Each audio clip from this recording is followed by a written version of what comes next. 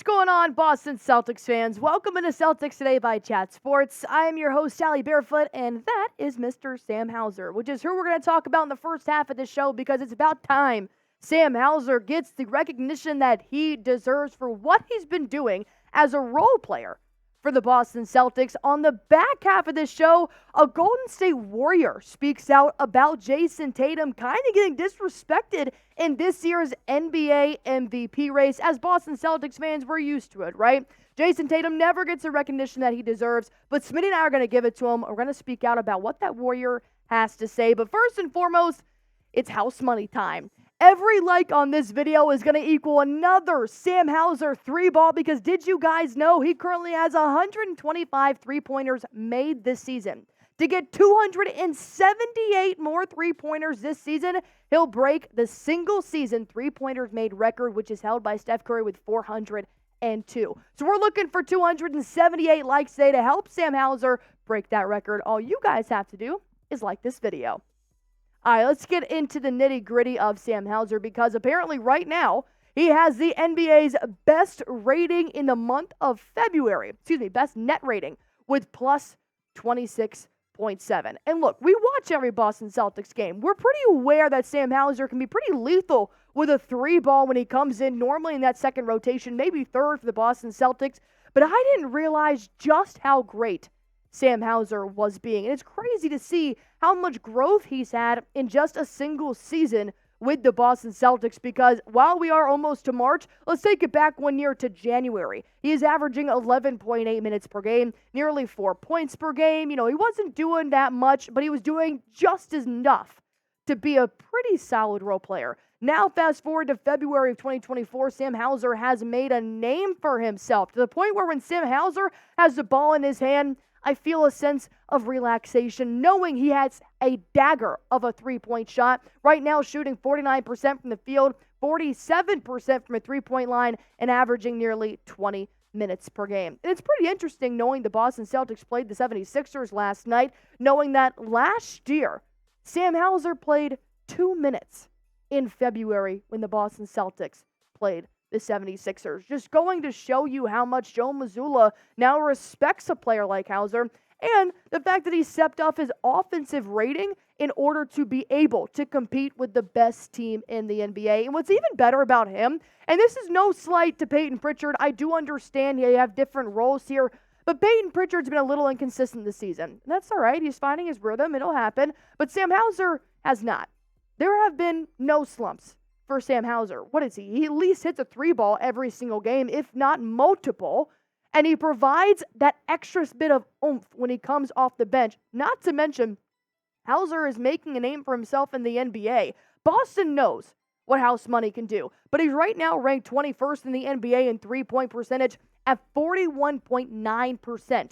Among players with 250 or more attempts, he ranks 8th in the NBA. So clearly, when Sam Hauser gets that rock, it is more than likely going to be a catch-and-shoot 3, but don't break it. So don't fix it if it's not broken. I think that's the saying how it goes. Well, that's how Sam Hauser is right now. Does he need a dribble? No. Does he need a drive to the basket? Probably not. Does he need to make catch-and-shoot 3s? Absolutely, because the rotation that does involve Sam Hauser relies on that 3-ball. You do still have 2 starters in there of Jayson Tatum and Jrue Holiday, which is great. You've got Peyton Pritchard, who has now kind of stepped back from shooting those 35-plus three-pointers, and he's more of a facilitator now. One thing I've really liked about this rotation, alongside Sam Hauser, who's constantly waiting around the perimeter, is that you've got Peyton Pritchard and Al Horford constantly crashing to the board on offense to provide JT or Sam Hauser with the rock to keep that offensive possession going. Because did you guys know, despite logging second fewest minutes in the NBA, Boston's bench has the highest plus-minus of any bench at plus 183. OKC does come in second, but of course they do have a pretty stacked roster along with the Boston Celtics right now. And I know I've given Luke Cornett shit. I know I have said some bad things about Peyton Pritchard in the past, but you guys cannot tell me I have ever gone against the grain on Sam Hauser, and I do think he makes up a huge part of the Boston Celtics bench. Just to dive a little bit further into the hot month that Sam Hauser has had, he does have a plus 26.7 net rating, which is first in Boston and in the NBA. He is first on the Celtics in an offensive rating with 127.5, and his defense has been pretty electric. I think his on-ball defense is actually quite amazing for a role player, and he's first in the Celtics stats for this month with an 100.8 defensive rating. Joe Mazzulla said this earlier this season, how much he loved his defense as much as he loved his offense, and I was like, Joe, what are you smoking on? What are you talking about Sam Hauser as a defender? Well, he shut me up pretty hard. Nonetheless, Sam Hauser right now is averaging 21.5 minutes per game. What do you guys think? Should he be playing more time for Boston, or should he be playing less than 21.5 minutes per game? If you guys want to see him more on the Boston Celtics court, just type M for more.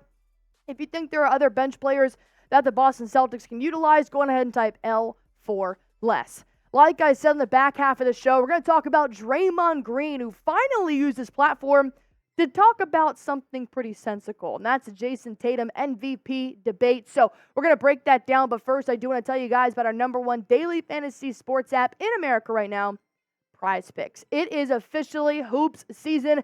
NFL is completely done, which means Prize Picks is popping off right now with their NBA and their college basketball picks. So I'm not much of a college hooper myself. I know Smitty loves college basketball, so he's been making a lot of Prize Picks in that realm. But what's great about Prize Picks is that you don't have to do either or. You can mix and match numerous sporting events in your Prize Picks. You can pick between collegiate and professional players. Myself, like I said, I'm more of an NBA person. I don't watch college basketball as much as I want to. Smitty's picks are going to look a lot different than mine. But for last night's game, I did have Jaylen Brown having more than 2.5 3-pointers made, and I had Draymond Green having more than 6 assists. If you guys want to make your Prize Picks, all you guys have to do is go to prizepicks.com/CLNS. Use promo code CLNS for a first-time deposit match up to $100 and watch yourself win some real money in real time. Switching gears, let's talk about a starter for a minute. That starter being Jayson Tatum, as Draymond Green has jumped into the NBA MVP conversation. Draymond Green does use his podcast, the Draymond Green Podcast, to talk about a lot of things. How Yusuf Nurkic is kind of a wuss, or how Jayson Tatum should win MVP.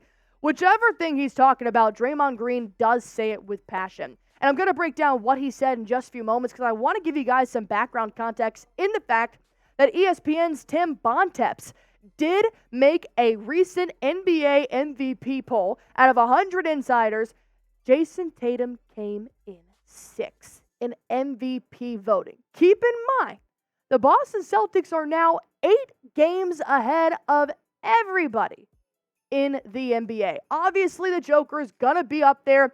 That's not a question. Shea has been popping off this year. I do not want to disrespect any player that's on that list. I'm just a little bit biased when it's going to come to Jayson Tatum. So, what Draymond Green had to say kind of correlated with what Smitty and I have been saying this whole damn time. Boston is 7.5 games ahead of the number 2 seed in the East. Do people think the Celtics are that great to where Jayson Tatum is only 5th in the race? Sometimes it's like that team is winning and that guy is the best player and playing well. In this situation, clearly that's not the goalpost. And I do understand that it doesn't always have to be best player, best team. That'd be a little boring if that's how the MVP voting was determined. However, Jayson Tatum is the best player on the best team right now in the NBA, and he's got numerous other accomplishments other than an NBA Finals ring, which we are going to talk about that in just a few moments. But I have got to tell you how great Jayson Tatum has been this season.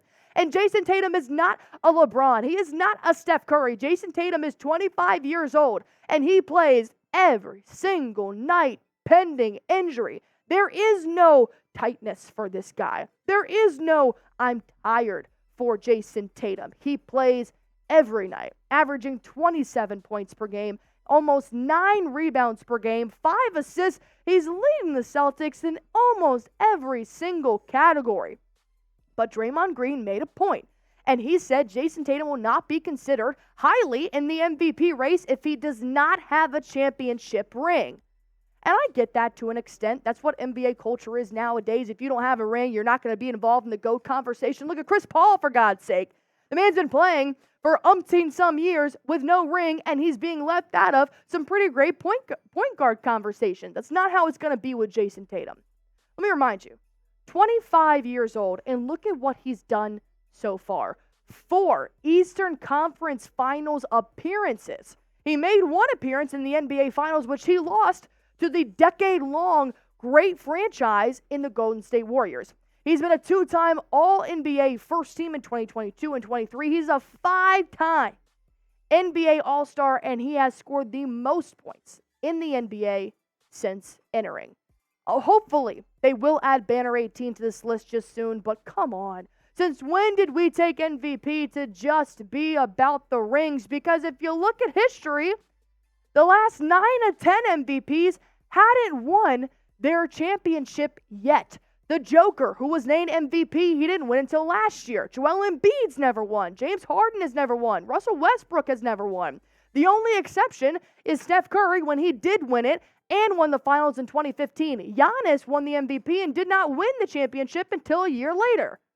So why does this dictate whether or not Jayson Tatum can be in the MVP conversation? The good news is, and this is why I love to have Jayson Tatum on the Boston Celtics, because Tatum only wants Banner 18. That's all he cares about. He doesn't give a shit about the NBA MVP scoring right now. But unfortunately for him, when they do win Banner 18, the floodgates are gonna open for what this man is going to accomplish. If this is the only thing in his way from unleashing probably a top 10 greatest NBA player of all time conversation, then get ready, Jayson Tatum, because your time is coming. If you guys finally agree with Draymond Green on JT's stance for the MVP and the fact that people should be paying more attention to this man, all you guys have to do is pretty simple. Like this video so that all Celtics fans, even if they haven't found us yet, will find us on YouTube because they know we are JT fans here. While you guys are at it, scroll up just a little bit. Hit that sub button for me. If Jayson Tatum does win the MVP award, we're going to breaking news. We're going to talk about it and everything you need to know about the Boston Celtics right here at Celtics Today by Chat Sports.